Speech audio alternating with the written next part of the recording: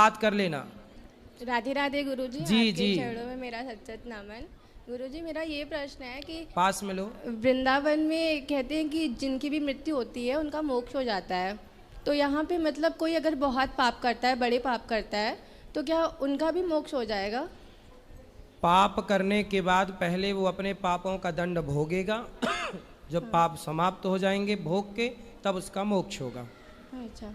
और दूसरा ये है गुरुजी कि जैसे हम कोई मतलब कोई हमारे साथ गलत करता है, तो क्या उसको अपना प्रारब्ध समझ के भूल जाए या फिर उसके अगेंस्ट हम एक्शन ले सकते हैं? क्या गलत करता है? जैसे मतलब जैसे भी कोई हमें धोखा देता है या फिर कोई गलत करता है हमारे साथ, मतलब बेईमानी करता है किसी भी पैसे को लेकर या फिर रिलेशन कुछ भी है XYZ, तो उसके लिए क्या, या फिर कोई जैसे बड़ा केस है किसी के साथ हुआ है, उसके लिए वो एक्शन ले कि या फिर मेरा ये प्रारब्ध है ये समझ के उसे अवॉइड करते प्रारब्ध हैं? नहीं है, ये मूर्खता है, अज्ञान।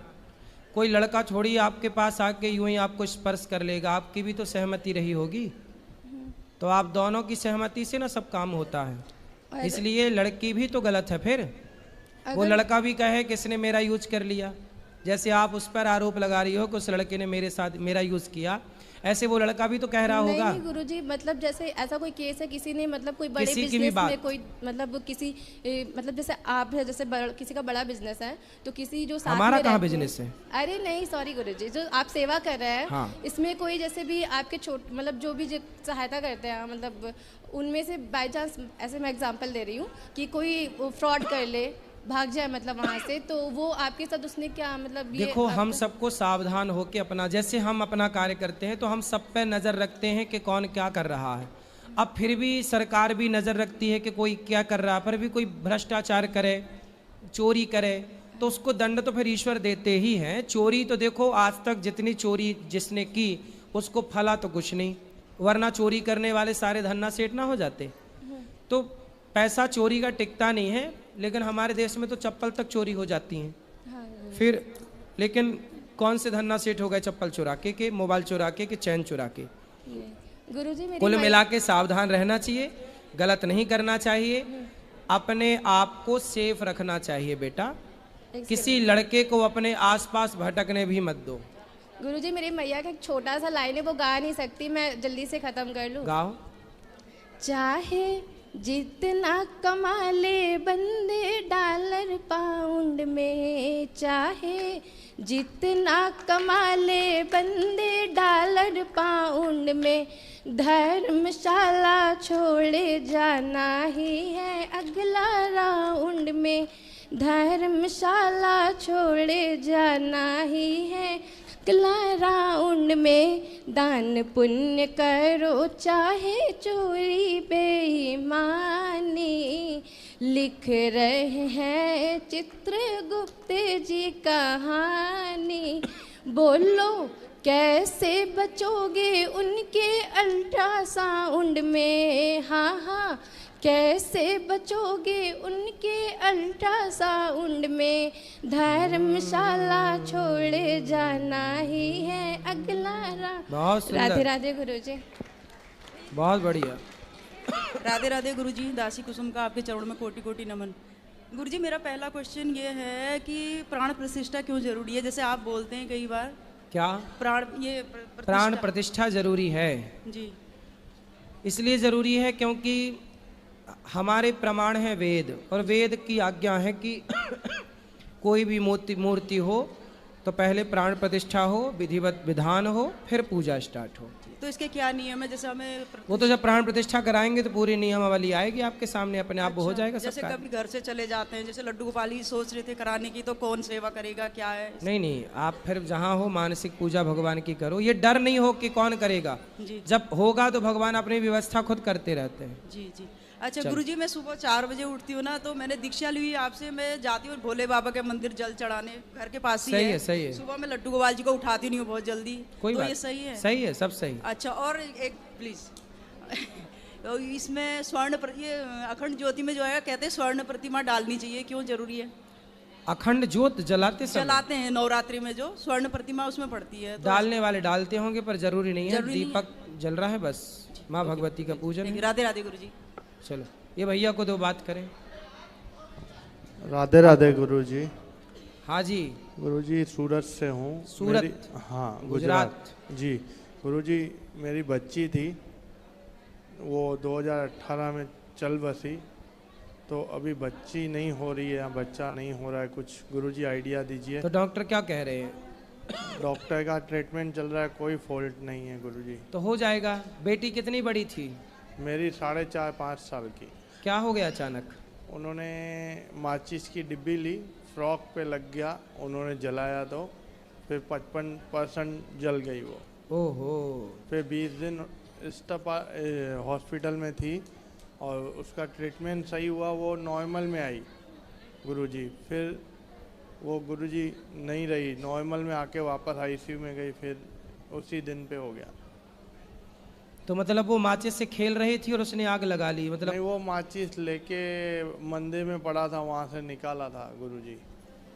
देखो, इसलिए बच्चों के आसपास लाइटर माचिस नहीं होनी चाहिए। छोटी छोटी लापरवाहियों से देखो जिंदगी से हाथ धोना पड़ सकता है गुरुजी। चलिए, अब थोड़ा भगवान आशीर्वाद- देंगे आपको। कितने साल हो गए इस बात को? इसको 2018 का अप्रैल का महीना था। चलिए, भगवान अब देंगे आपको, संतान होगी, ये सब वाइफ- अच्छा होगा। वाइफ बैठी हुई है गुरुजी, भगवान सब ठीक आशीर्वाद करेंगे। दीजिएगा होगा। गुरुजी।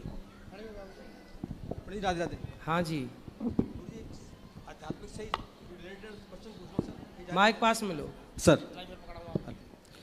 क्या क्या मनुष्य अपने संपूर्ण कर्मों को और कर्मफलों को भगवान को अर्पण कर सकता है? हाँ, कर सकते। नहीं, कर्मफल और कर्मफलों को। जितने भी सर्वधर्मान परित्यज्य माम एकम शरणम व्रज, तू जो भी कर्म कर सब मुझे सौंप दे। ठीक है जी। त्वदीयम वस्तु गोविंद तुभ्यमेव समर्पये। तो सर, वो भगवान उसके कर्म और कर्मफलों को ग्रहण कर लेते हैं? भगवान उसके कर्म फल को लेकर के हाँ जी। पाप को तो नष्ट कर देते हैं, ठीक है जी। और पुण्य को लेकर उसके परिवार में पहुंचा देते हैं, और उसको, उस भक्त को स्वीकार कर लेते हैं। ठीक है जी। सर जी, एक क्वेश्चन और है। क्या सर होनी और क्या नाम विधि के विधान में क्या फर्क है सर? होनी और विधि का विधान क्या है सर? होनी को ही विधि का विधान कहते हैं। ठीक है सर। विधि मतलब ईश्वर, ठीक है जी। होनी मतलब समय। ठीक है जी। ईश्वर के अनुसार ही समय चलता है। तो सर, इसका कंट्रोलर कौन है? ईश्वर।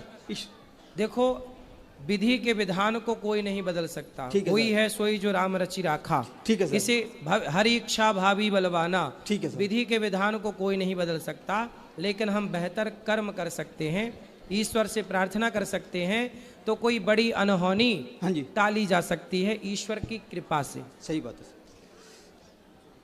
एक और सर, क्या मुक्ति और मोक्ष पाने के लिए भगवान की आवश्यकता है? मुक्ति का पूरा डिपार्टमेंट भगवान के पास है। उनके अतिरिक्त कोई देवता, कोई व्यक्ति मुक्ति नहीं दे सकता। ठीक है, भगवान दे सकते हैं। भगवान ही देते हैं। इसलिए काशी में जो मरता है हाँ जी, हाँ जी। तो उसे शंकर जी राम मंत्र देते हैं, तब जाके मुक्ति होती है। ठीक है सर। सर, लेकिन ये जो आप कहते हैं सर, बताते हैं कि जो भी है भगवान कहते हैं कर्मों का फल तो हर आदमी को भुगतना पड़ेगा। हाँ, लेकिन अवश्यमेव भोक्तव्यम, सबको भोगना पड़ेगा, गीता में लिखा है। लेकिन सर, जब हम भगवान को अर्पण कर देंगे अपने कर्म और फल तो भी भोगना पड़ेगा ना, तब नहीं भोगना पड़ेगा। बस यही है सर। इसीलिए कहते हैं कि भगवान के चरणों में समर्पण करो। सही बात है सर। सन्मुख हो ही जीव मोहि जबहि, हाँ जी जी, जन्म कोटि अघनासहि तबहि। सही बात है। कितना भी बड़ा पापी हो, भगवान की शरण में चला जाए तो भगवान भूल जाते हैं कि ये पापी है, मेरी शरण में आया है, ये याद रख के भगवान उसका कल्याण कर देते हैं। इसलिए तो भगवान की शरण में जाना चाहिए, वरना अपने पाप पुण्य के बल पर थोड़ी भगवान तक पहुंचा जा सकता है। सही बात सर। हम कोई इतना पुण्य थोड़ी कर सकते हैं कि ईश्वर तक पहुंच जाए, लेकिन ईश्वर कृपा कर दें। जैसे एक बात बताओ सर सर सुनो, एक बात सुनो, क्या कोई चींटी भारत की अमेरिका जा सकती है? चींटी, उत्तर दो। क्या कोई चींटी भारत की अमेरिका जा सकती है, या अमेरिका की चींटी भारत आ सकती है? हाँ, यदि कोई व्यक्ति आपके कमीज में, आपकी शर्ट में एक चींटी चढ़ जाए, और चींटी शर्ट में चढ़ के बैठ जाए, और आप अमेरिका की यात्रा में हो, और आपके ऊपर बैठी रहे वो, और जब आप उतरे तो वो भी अपने आप अमेरिका पहुंच गई कि नहीं? ऐसे ही हम वो चींटी हैं जो कहीं नहीं जा सकते, लेकिन भगवान कृपा करें तो जैसे आपके कारण चींटी अमेरिका चली गई, उसी तरह भगवान की कृपा के बल पर हम कहीं भी जा सकते हैं मोक्ष को। ये उस ईश्वर की कृपा है। सुंदर, बैठो। आएंगे, आशा रख पगली। जय श्रीमान नारायण गुरुजी। बैठो बैठो, आएंगे सब, बैठो सब रखो बस। गुरुजी आपके चरणों में कोटि कोटि प्रणाम। मैं जयपुर से आई हूँ और गुरुजी 2021 में सपना आया था कि एक गुफा थी, वहाँ पर एकदम खाली था और एक ऐसे ही जैसे आप बैठे हैं तो एक सोफ़ा लगा हुआ था और बहुत से लोग खड़े थे साथ में। मैं बाहर खड़ी थी तो ऐसे बोला अगर आपको भगवान के दर्शन करने हैं तो आप अंदर जाइए। तो मैं अंदर गई तो देखा चेयर पे आप बैठे थे। तो तब से बस एक ये अनुभूति हुई कि ये भगवान का इशारा है कि आप एक भगवत तुल्य हैं, तो आपके मार्ग पे अगर चल देंगे तो हमारा भी कल्याण हो जाएगा। तो तब से गुरुजी, तब से आपको माना है सब कुछ, जैसे जैसे आप बताते हैं कथा में, प्रश्नोत्तरी में, तो सब कुछ सुनकर ही पूजा करना सीखा है। और अभी हम 84 कोस यात्रा के लिए आए हैं, तो एकदम 84 कोस यात्रा का तो बहुत ही अच्छा है, बहुत ही अच्छा कि हमारी एक तो रूम्स की अरेंजमेंट, और जैसे आप सुबह आए वहाँ पर आपने सबको गाड़ी में एक एक को चेक किया, सबकी व्यवस्था का, तो गुरुजी ये सब बहुत ही अच्छा है। तो और गुरुजी एक प्रश्न है, जैसे गणगौर की पूजा होती है जयपुर में, बहुत ही ज़्यादा मान्यता है, तो 16 दिन की पूजा के बाद 16वें दिन उनको कुएं में डाल दिया जाता है, तो इसमें हम उनको खड्डा खोद कर गाड़ सकते हैं या फिर उनको? वो एक ही बात है, कुएं पे डालना, नदी पे विसर्जित करना, गड्ढा को, ये विसर्जन है। वो विसर्जन किसी भी तरीके से हो सकता है, ज़रूरी नहीं है कि कुएं में, ज़रूरी नहीं है कि नदी में, गड्ढा खोद करके पानी डाल करके विसर्जित करके माटी ऊपर से डाली जा सकती है। हाँ। ये सब विसर्जन की विधि है। और गुरुजी एक क्वेश्चन और है, एक बार आपने कथा में बताया था झूठे बर्तनों का बहुत ज़्यादा महत्व बताया था, वो क्लिप कभी मिल नहीं पाई, तो एक बार आप थोड़ा सा। कौन से बर्तन? झूठे बर्तन अपन किसी से उठवाते हैं या किसी से धुलवाते हैं तो। ऐसा है कि कोई ब्राह्मण, वो बात ब्राह्मण के लिए है कि जैसे कोई भी ब्राह्मण आपका जूठा गिलास, जूठा बर्तन, कई लोग क्या करते हैं आजकल नौकरों को रख लेते हैं, तो नौकर ब्राह्मण, अब ब्राह्मण भी गरीब होते हैं, तो कुछ लोगों ने ब्राह्मण को नौकरी पे रख लिया। ब्राह्मण को नौकरी पे तो रख लिया, पर ब्राह्मण से आप करा क्या रहे हो? अपनी थाली उठवा रहे हो, अपने बर्तन धुलवा रहे हो। अब जैसे आपको बर्तन धुलवाने वाले की ज़रूरत है, कोई नहीं मिला, वो पंडित जी मिल गए, तो पंडित जी को पैसे की ज़रूरत थी, आपको काम कराना ही था, तो आपने पंडित जी को अपने बर्तनों में लगा दिया। फिर व्यक्ति का पतन हो जाएगा। जो ब्राह्मण से कभी बर्तन नहीं धुलवाना। यदि ब्राह्मण को आपने काम पे रखा है तो ब्राह्मण को आप और काम दे दीजिए, कुछ और करिए, उससे आप भोजन बनवा लीजिए अपने घर का, यहाँ तक तो सही है, लेकिन आप उससे थाली बर्तन मत धुलवाइए, वरना धुलवाने वाले का पतन हो जाएगा, निश्चित है। गुरुजी 2 भजन, एक लाइन सुनानी होंगी। जल्दी सुना, फिर यहाँ बात करेंगे सबको। सांसें भी तेरी, धड़कन भी तेरी, सारा ये जीवन तुम्हारा, सबकी नैया का तू ही किनारा, बिन तेरे मोहन कुछ भी नहीं हम, बिन तेरे होना गुजारा, सबकी नैया का तू ही किनारा, दुनिया से हारे भटके हुओं का तूने ही जीवन सवारा, सबकी नैया का तू ही किनारा। सुंदर, बहुत बढ़िया। चलो यहाँ ले आओ माइक, ये खड़े हो जाओ, खड़े हो जाओ, वहाँ ले जाओ पीछे, आप बैठ जाओ बेटा, वो बहन पीछे खड़ी हैं, उनको दे सबसे आखिरी में, फिर अभी आगे आएगा, अभी आपको भी देंगे। सब बैठ जाओ फास्ट। गुरुजी राधे राधे। सब बैठो, बोलो। कैसे हैं आप? कृपा है।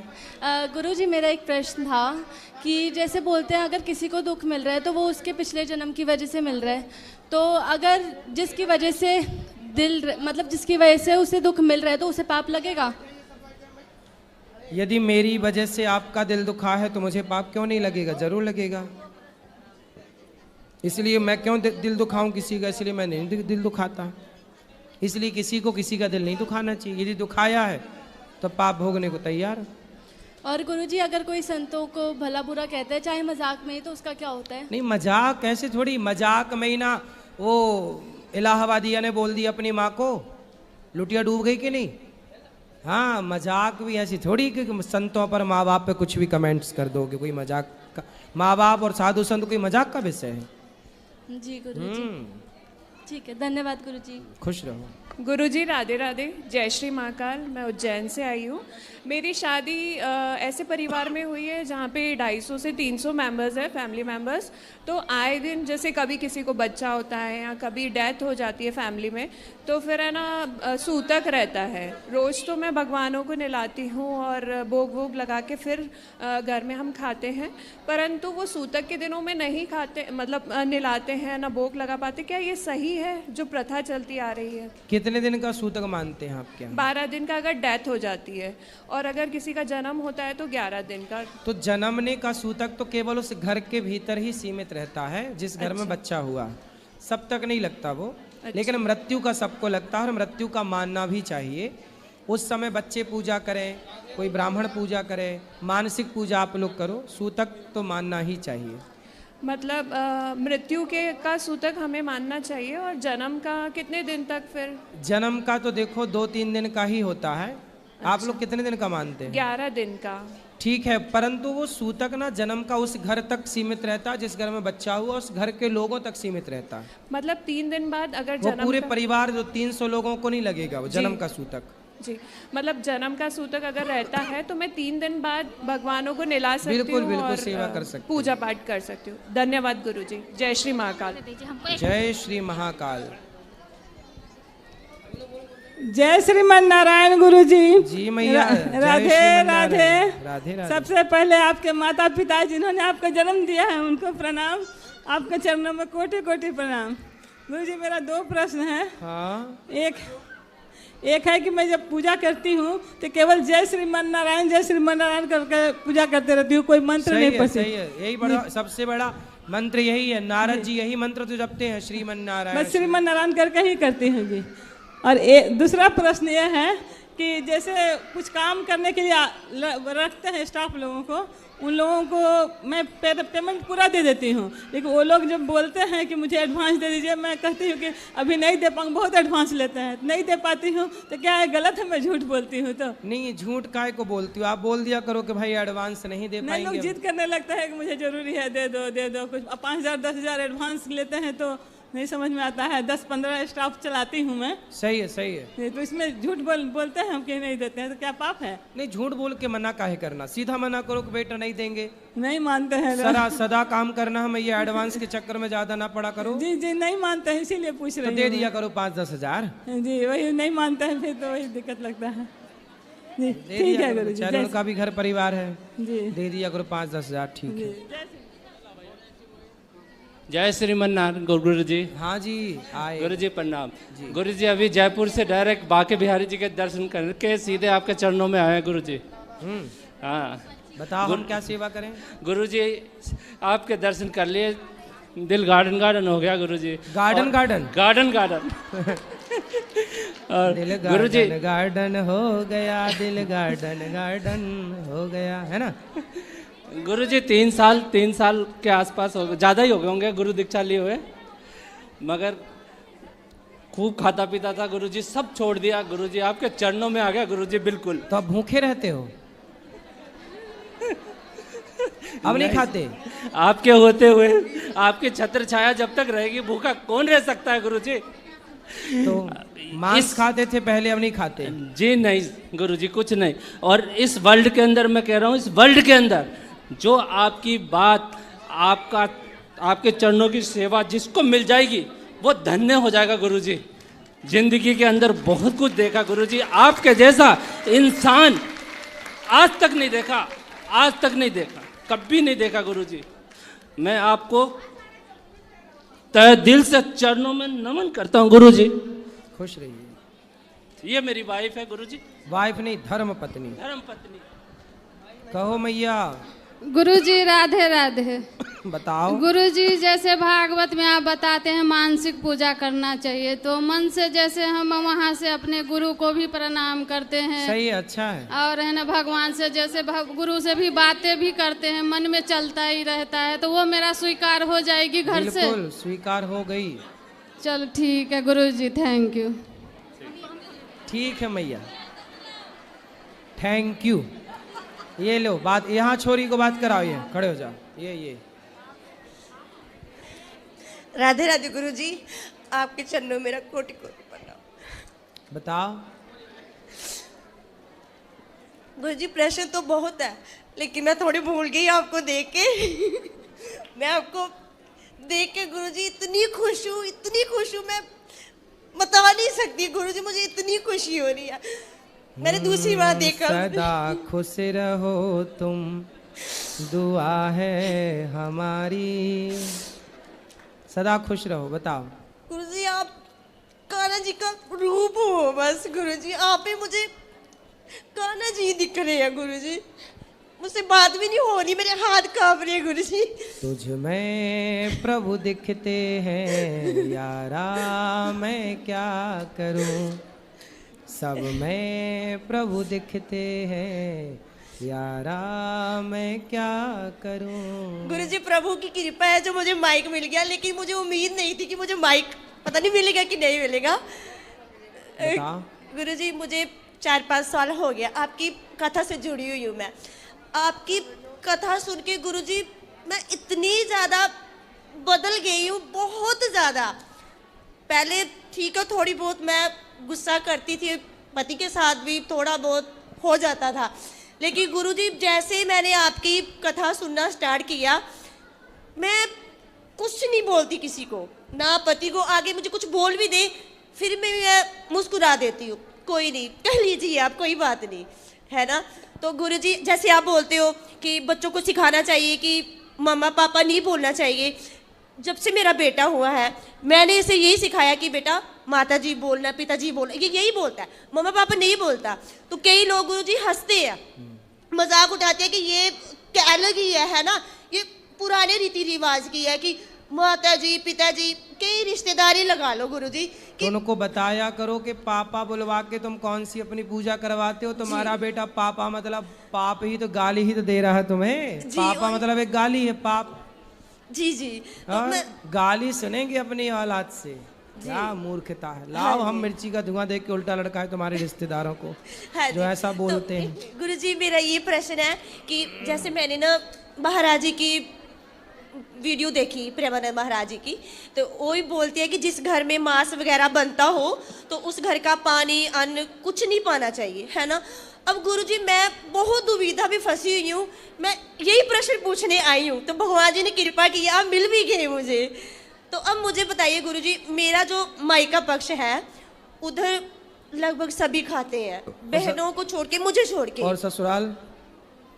मायके में, ससुराल में, ससुराल वाले अच्छे हैं, वो कुछ नहीं खाते। पति भी बहुत अच्छे हैं, अब हम अलग से रहते हैं, पति मेरे बहुत अच्छे हैं, वो मांस नहीं खाते। मांस नहीं खाते। सास ससुर भी नहीं खाते। सासू माँ तो है ही नहीं, ससुर जी हैं, वो भी नहीं खाते। नहीं खाते वो अच्छा भी। फिर मायके वालों को समझाओ। गाय मायके वाले बहुत आपको सुनते भी बहुत है गुरुजी। मुझे बोले कि हाँ जी गुरु महाराज की कथा सुनिए। मैं बोलती हूँ माता जी आपने सुना गुरुजी? हाँ हाँ बेटा बहुत अच्छा कथा करते हैं, लेकिन मानते ही नहीं आपको गुरुजी। वो सुनते हैं लेकिन जैसे आप बोलते हो कि ये नहीं समझेंगे, अगर मैं समझाऊं तो फिर भी नहीं, वो कि ठीक। तो क्या खाते हैं ज्यादा? बस यही कहना चाहती हूँ। अब वो ना मांस खाते हैं गुरुजी। मुझे 2-3 साल हो गया मैं अपने घर नहीं जाती, इसी वजह से कि मैं उधर जाके खाना भी खाऊंगी, तो मुझे क्या करना चाहिए गुरुजी? उनको ले आना, अपनी माँ को ले आना मेरे पास। तो आपकी माँ को, माँ खाती है मछली? खाते हैं गुरुजी, सब। मुर्गा भी खाती है? खाते हैं। कुत्ता भी? कुत्ता नहीं खाते गुरुजी। सुअर? वो भी नहीं खाते गुरुजी। गाय वाय? वो भी नहीं खाते। ले आना, हम समझाएंगे, मुर्गा छुड़ाएंगे। बस गुरुजी ये है कि अब मैं घर जा सकती हूँ कि नहीं, उधर का खा सकती हूँ कि नहीं? और पहले मेरे पास लाओ, मैं ठीक कर दूं, फिर चले जाना। बस यही है कि अब मैं जाऊं कि घर की ना जाऊं। मुझे वो बोलते तू बदल गई है, हमारे साथ प्यार नहीं करती, तो अब मैं क्या करूं गुरुजी? तो बोले तो मुर्गा से प्यार करती हो, हम तुमसे क्या करें? मैं मैं बहुत रोती हूँ कि आप खाते हो, मैं नहीं आऊंगी आपके घर। अब मैं क्या करूँ गुरुजी, मैं घर जाऊं कि ना जाऊं? आप उनको बताइए। बोलो कि जब हम आया करें तब ना खाओ इतने दिन, तब हम आएंगे। फिर बोलते हैं मैं तू आएगी मैं तेरे लिए नए बर्तन ले आऊंगी, मैं नहीं बनाऊंगी, तू आ जा बस। हाँ तो फिर नहीं खाएं तो चली जाया करो। नहीं खाएंगे, बोलते तू आएगी ना मैं तेरे लिए नए बर्तन जाना ला दूंगी। और हाँ। उनको समझाना ठीक और मेरे पास लाना, बोला मैं बुलाया हूँ। मेरी ठीक तरफ है से गुरुजी। निमंत्रण। तो अभी वो बीमार है तो बस उनको राधे राधे कर दीजिए, और मेरी बहनें भी आपको बहुत सुनती है गुरुजी। बिल्कुल, आपकी बहनों को, आपकी मैया को, सबको राधे राधे। हाँ तो मेरे पति गुरुजी इनसे बात कर लीजिए, बहुत अच्छे हैं, इनकी वजह से मैं आज आई हूँ गुरुजी। खुश रहिए, खुश रहिए। खड़े हो जाओ, पति जी बात कर लो। दे दो माइक। राधे राधे गुरुजी। जी आपका मेरी कोटि कोटि प्रणाम। खुश रहिए। ठीक है? हाँ ठीक है साहब। पत्नी अच्छी है? हाँ बहुत अच्छी है। चलो आप भी बहुत अच्छे हैं, दोनों खुश रहिए। ठीक है, राधे राधे। गुरुजी आप जम्मू आए थे ना, कठुआ, मैं उधर से ही हूँ, मेरी शादी पंजाब में हुई है तो मैं जम्मू की रहने वाली हूँ। आप उधर आए थे, मैं स्पेशल आपको मिलने आई थी कठुआ वाली साइड, और मुझे इतना था कि आप वैष्णो देवी जाओगे। मैं इनको बोल रही थी गुरुजी आए हैं, लेकिन गुरुजी मैं वैष्णो। आऊंगा, वैष्णो मैया का दर्शन करने भी आऊंगा एक आध बार जल्दी से। अच्छा तो बस गुरुजी ये है कि मैं ना माता रानी को बहुत मानती हूँ। अब जैसे मैं आपकी कथा सुनने स्टार्ट की ना, तो मैं कान्हा जी को, राधा रानी को, इनमें मेरा ध्यान ज्यादा जा रहा है। तो मैं कहीं गलत तो नहीं कर रही? सही कर रहे हैं, क्या गलत है? कि पहले मैं माता रानी को क्योंकि मैं जम्मू की रहने। माता रानी वैष्णवी मैया हाँ। खुद राम जी से बोली थी कि हमसे ब्याह कर लो। हाँ जी। जी जी। वो खुद राम राम जपती हैं दिन भर बैठी बैठी। फिर भगवान बोले कि इस बार तो हमारा हो गया है, जी, जी। पर कलयुग में हम आपसे विवाह करेंगे। तो उनके लिए राम जी कल की भगवान बनेंगे, तब जाके वैष्णवी मैया से उनका विवाह